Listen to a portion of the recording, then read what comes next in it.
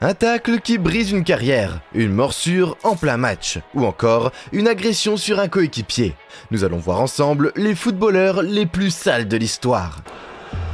Oh, goodness me. En avril 2001, lors d'un match entre Manchester United et Manchester City, Roy Keane a littéralement pété un câble. On est à la 86e minute, et là, Keane se jette sur Alf-Inge Haaland avec un tacle assassin. Mais c'est pas juste un coup de sang, c'est une vengeance préméditée. 4 ans plus tôt, Haaland avait accusé Keane de simuler une blessure alors que Keane était vraiment blessé. Keane n'a jamais digéré cette humiliation et a attendu son moment pour se venger. Dans son autobiographie, il avoue carrément qu'il avait planifié ce tacle depuis des années. C'est fou, non? Le pire, c'est que Haaland ne s'est jamais vraiment remis de cette blessure et a dû mettre fin à sa carrière peu de temps après. Keane, lui, a pris une suspension de 5 matchs et une amende de 150 000 livres. Mais il s'en fichait, il avait eu sa vengeance. Et dire que certains le considèrent encore comme une légende. Bon, après, faut avouer que le mec avait du caractère, mais là, il a clairement dépassé les bornes. C'est un peu comme si tu gardais une rancune pendant des années, juste pour pouvoir donner un coup de coude à ton voisin un jour où rien de particulier ne s'était passé. C'est complètement dingue.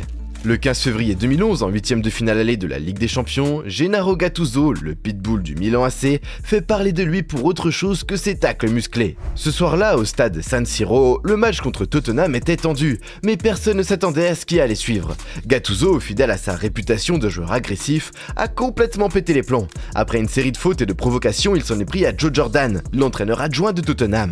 Et là, c'est vraiment parti en vrille. Gattuso, visiblement hors de lui, a attrapé Jordan par le col et l'a secoué comme un prunier. Mais le clou du spectacle, c'est quand il lui a mis un coup de tête en plein visage. Oui, vous avez bien entendu, un coup de tête digne de Zidane en finale de Coupe du Monde. Les arbitres et les joueurs ont dû intervenir pour séparer les deux hommes. Mais le mal était fait. Gattuso a été accusé de comportement violent et a écopé d'une suspension de 4 matchs en Ligue des Champions.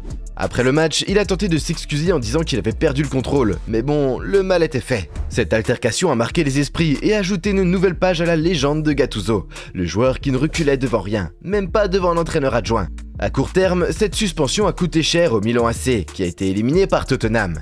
À long terme, cet incident a renforcé l'image de Gattuso, comme l'un des joueurs les plus agressifs et imprévisibles de l'histoire du foot. Voilà encore une preuve que sur un terrain de foot, tout peut arriver, surtout quand Gattuso est dans les parages. En 2018, Zlatan Ibrahimović, ce bon vieux Zlatan, a encore fait parler de lui. Mais pas pour ses buts spectaculaires cette fois. Lors d'un match contre le Montréal Impact, il a frappé Michael Petrasso. Il a carrément mis un coup de poing à son adversaire. Alors, pour ceux qui ne connaissent pas trop Zlatan, il est aussi connu pour ses coups de pied et ses coups de coude, même envers ses propres coéquipiers. Mais là, il a vraiment dépassé les bornes. La scène est assez dingue, Petrasso marche sur le pied de Zlatan, et notre ami suédois, au lieu de garder son calme, décide de lui coller une droite. Résultat des courses, carton rouge direct pour Zlatan, et une suspension de 2 matchs. Franchement, c'est pas la première fois qu'il pète un câble sur le terrain, mais là, il a vraiment fait fort. Et le pire, c'est qu'il a essayé de faire croire qu'il avait mal au pied pour justifier son geste. Sérieusement Zlatan? Qui va croire ça? Bon, après on va pas se mentir, ça fait partie du personnage. Il a toujours été un peu foufou, et c'est aussi pour ça qu'on l'aime, non? Mais du coup, il a quand même mis son équipe dans une situation compliquée. Les LA Galaxy ont dû jouer à 10 et ont fini par perdre le match. Allez, on passe à la suite, parce que les anecdotes comme ça, on en a encore plein en stock.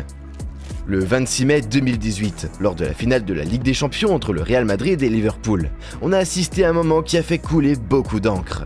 Sergio Ramos, le défenseur du Real, a été au cœur d'une polémique énorme après un tacle sur Mohamed Salah. On est à la 25e minute du match, et là, bam, Ramos attrape le bras de Salah et les deux tombent au sol. Résultat, épaule disloquée pour Salah, qui doit sortir du terrain en larmes. Franchement, c'était un coup dur pour Liverpool, qui perdait son meilleur joueur. Les fans des Reds étaient furieux et les accusations ont fusé. Ramos l'aurait fait exprès. Bon, on ne saura jamais vraiment si c'était intentionnel ou pas, mais ce qui est sûr, c'est que ça a complètement changé la dynamique du match. Liverpool, sans son atout majeur, a eu du mal à tenir tête au Real, qui a fini par l'emporter 3-1. Et là, on peut se demander, est-ce que Liverpool aurait gagné si Salah était resté sur le terrain? Peut-être bien. Ce qui est sûr, c'est que cet incident a marqué les esprits et a renforcé l'image de Ramos d'un joueur sale. Dirty dirty, comme disent nos amis anglais. Après le match, les débats ont fait rage, et même des mois plus tard, on en parlait encore. Salah, lui, a mis du temps à se remettre de cette blessure, et ça a aussi affecté son début de saison suivante. Allez, on passe à un autre joueur qui a aussi fait parler de lui pour ses coups de vis sur le terrain. Le 16 juin 2014, pendant la Coupe du Monde au Brésil, Pep, le défenseur portugais, fait parler de lui. Lors du match contre l'Allemagne, il pète un câble et donne un coup de tête à Thomas Müller. Et en plus de tout ça, alors que Müller était déjà par terre après un contact, Pep, au lieu de se calmer, lui rajoute un petit coup de boule, comme ça, gratos. Résultat, carton rouge direct, et le Portugal a fini par se prendre une raclée 4-0. Mais ce n'est pas la première fois que Pep fait des siennes. En Liga, son palmarès d'incidents est aussi assez impressionnant. On se souvient tous de ce match contre Getafe en 2009 où il a complètement craqué. Il fait d'abord une faute grossière sur Javier Casquero, puis alors que ce dernier était au sol, il lui met plusieurs coups de pied. Comme si ça ne suffisait pas, il frappe aussi Juan Angel Albin, qui venait défendre son coéquipier. Pep a pris 10 matchs de suspension pour ça, et franchement c'était mérité. Et ce n'est pas tout, il a aussi eu des altercations avec des joueurs comme Lionel Messi et Dani Alves, souvent en mode ninja avec des coups de pied et des tacles assassins. On pourrait presque dire que Pep a un abonnement au carton rouge. Mais bon, malgré tout ça, il a quand même eu une carrière impressionnante avec des titres en Liga, en Ligue des Champions et même un Euro avec le Portugal en 2016. Comme quoi, on peut être un joueur talentueux et un vrai bad boy en même temps. Allez, on passe maintenant à un autre joueur qui a aussi marqué l'histoire par ses comportements pas très fair-play. Vous allez voir, c'est du lourd. En 2007, Joey Barton, ce joueur connu pour ses coups de sang, frappe encore. Cette fois, c'est son propre coéquipier, Ousmane Dabo, qui en a fait les frais. Imaginez la scène, une simple dispute à l'entraînement qui dégénère en bagarre. Barton, fidèle à sa réputation, ne se contente pas de quelques mots échangés. Non, il passe directement au point. Résultat des courses, Dabo finit à l'hôpital avec des blessures sérieuses, et Barton se retrouve devant le tribunal. Et là, pas de passe-droit pour le bad boy du foot. Il écope de 6 mois de prison, dont il purgera finalement 77 jours. Franchement, c'est pas tous les soirs qu'on voit un joueur de foot finir derrière les barreaux pour avoir tabassé un coéquipier. Mais bon, avec Barton, on n'est jamais vraiment surpris. Ce gars-là, c'est un peu le roi des coups de folie. Entre ses agressions sur le terrain, ses altercations en dehors et ses frasques en tout genre, il a réussi à se faire une sacrée réputation. Et dire qu'il y en a qui pensent que le foot, c'est juste un jeu.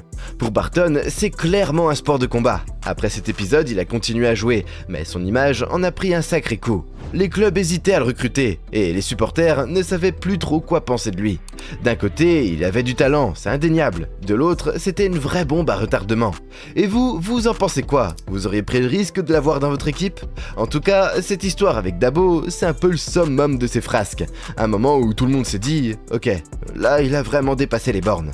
Et pourtant, il a continué à jouer, à provoquer et à faire parler de lui. Le 24 juin 2014, pendant un match de Coupe du Monde entre l'Uruguay et l'Italie, Luis Suarez a aussi fait parler de lui, mais pas pour ses talents de buteur. À la 79e minute, il a mordu Giorgio Chiellini à l'épaule.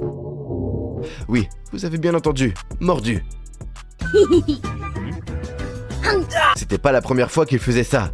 Est-ce que vous vous souvenez de la première fois? C'est une question pas facile. Donnez la réponse en commentaire si vous l'avez, et sans tricher. On va voir les vrais connaisseurs. Mais là, en pleine Coupe du Monde, c'était le pompon. Chiellini a montré sa marque de morsure à l'arbitre, mais bizarrement, Suarez n'a pas été expulsé sur le coup. Après le match, la FIFA n'a pas rigolé et lui a collé une suspension de 9 matchs internationaux et 4 mois sans jouer.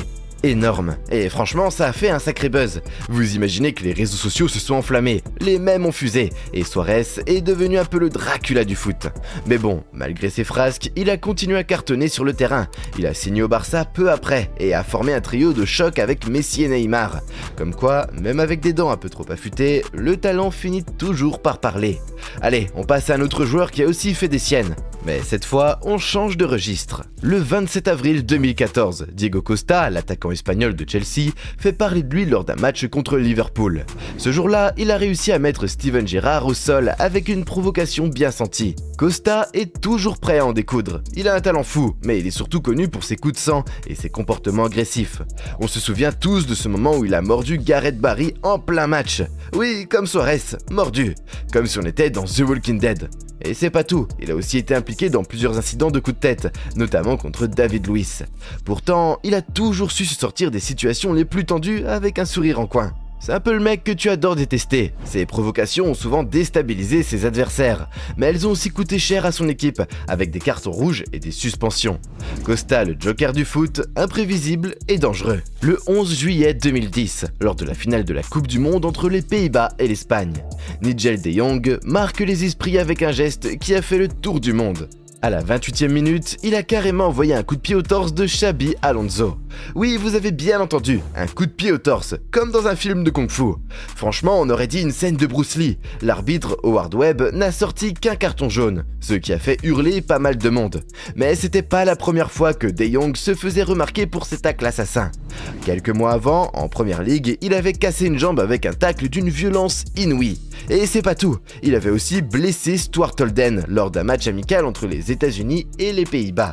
Ce gars-là, c'était un vrai bulldozer sur le terrain. On se demande même s'il n'avait pas un abonnement chez l'orthopédiste. Après la finale de 2010, De Jong a continué à jouer de manière agressive, ce qui lui a valu une réputation de joueur dangereux. Certains disent que c'était sa manière de montrer son engagement. Mais bon, il y a des limites, non ? En tout cas, son coup de pied sur Alonso reste l'un des moments les plus mémorables et controversés de cette finale. L'Espagne a fini par gagner 1-0 grâce à un but d'Iniesta en prolongation. Mais ce match est aussi resté dans les mémoires pour la brutalité de certains gestes. 9 juillet 2006, finale de la Coupe du Monde entre la France et l'Italie. On est en prolongation, le score est de 1-1. Et là bam, Zinedine Zidane, notre zizou national, balance un coup de tête monumental à Marco Materazzi.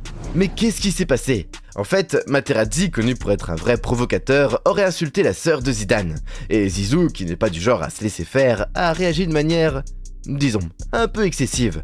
Résultat, carte rouge directe pour Zidane, qui quitte le terrain sous les yeux ébahis de millions de spectateurs. C'est quand même fou de se dire que le dernier match de sa carrière se termine comme ça, non ?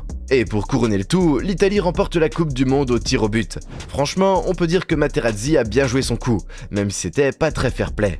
Après le match, ça a fait couler beaucoup d'encre. Certains ont critiqué Zidane pour son geste, d'autres ont pointé du doigt Materazzi pour ses provocations. Mais bon, au final, c'est l'Italie qui repart avec la coupe. Et nous, on reste avec cette image de Zidane quittant le terrain, la tête basse. C'est quand même dingue de se dire que ce moment est devenu l'un des plus mémorables de l'histoire du foot. Et vous trouvez ça normal qu'un joueur puisse être considéré comme un héros malgré des comportements aussi violents ? Un peu comme Sergio Ramos ? Mettez-nous vos réponses en commentaire.